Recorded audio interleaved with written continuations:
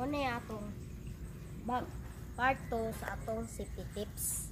Kay tudluan ta mo unsaon para protection magsakay pedicab. Diba atong niagi kusulti kunyo ako papa pedicab driver. Unsay naa sa inyong bag, pwede nyo na gamiton para sa anang ballpen, lapis.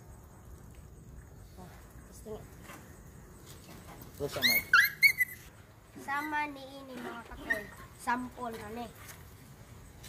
Kung hilab gunitan gani ka sa driver o hadlokon ka, gami na kay di ba magdala man mo ani alcohol, isprehe siyang mata.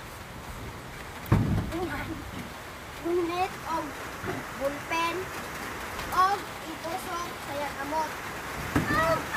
Man og samtang nag-andar mga kakoy, kabwaon nimo daan ng bag, tan-awon nimo kaunsay na sa sulod sa imong bag atong pangitago maagi nga magamit nga makadagad ka. Uy, plato. Aning plato?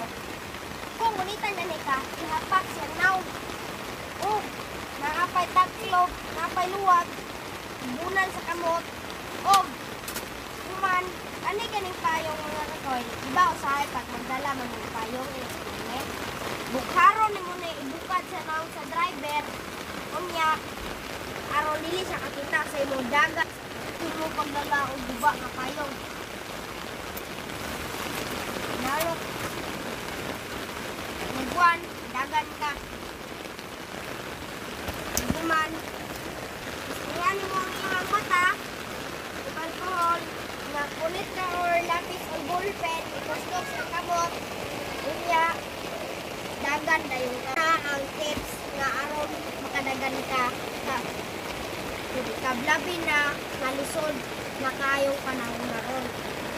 Nagunita naman ka, waang yan isa ka kadalire o balia o dagan.